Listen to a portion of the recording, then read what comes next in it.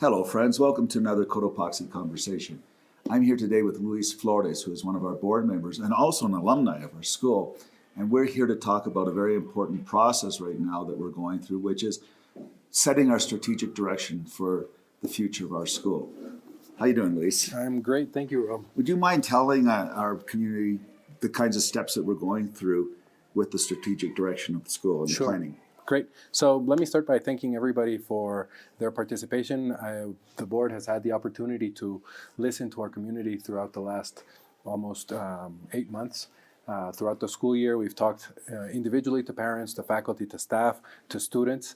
And now as we're coming closer to the strategic planning retreat, we're going to gather all of that information that we've heard from our community and filter it through a group of participants of this retreat to be able to condense the feelings of our community and, like you said, start looking at the guiding direction where we're headed for the future of the school.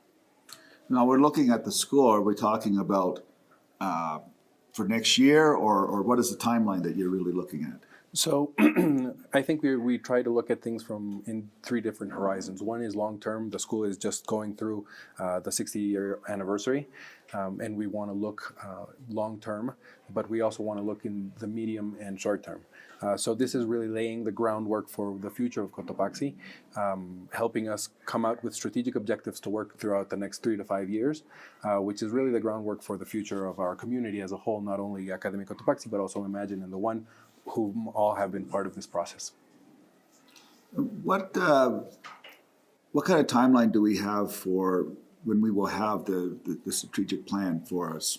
Okay, ready? So we've been working in different phases. The first one, as I mentioned earlier, was really casting a large net to listen to our community. So we started out with group assemblies, talking to faculty, to staff, to Imagine, and also students. From then, we've also had some individual meetings. We've had the World Cafe, which I also wanted to thank everybody who participated last week, where we had an opportunity to dive a little bit more into a student-centered view of the future. And then we had the very difficult task of bringing or selecting a group of people that would have broader perspective. We have people from elementary school, from middle school, from high school, from Imagine, people from outside of a community, and students as well who are going to participate in the retreat. We had a limited number of positions to fill that, but we wanted to have as much of a diverse group to be part of that conversation, and mostly people that are going to be able to become champions and ambassadors for the strategic plan for the next 5 years, but really understanding that this is really the beginning of a long-term project. I really like what you mentioned about beyond just our community. One of the things that education, like all sectors of the economy, are going through massive changes with technology and new approaches to learning and new approaches to doing business.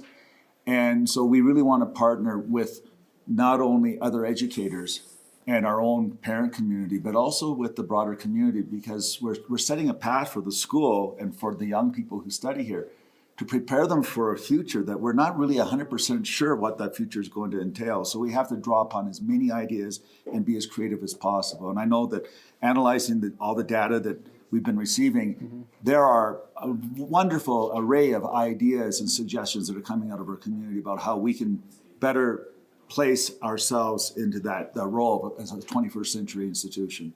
Yes, in fact, the people that are coming external from the community, we have somebody that works with a multinational Silicon Valley company called Endeavor, and also we have another tech company person that works at a multinational that will bring that additional perspective that really puts us towards future thinking. Well, thank you so much for all your dedication. The board members, they're all volunteers, and they put in a lot of time. And I've worked in many international schools, and I can honestly say with all sincerity, this is the hardest working, most dedicated, proactive, and fun also group of people to work with as a director. And so thank you so much on behalf of our community. No, thank you, and it's a pleasure. Thanks.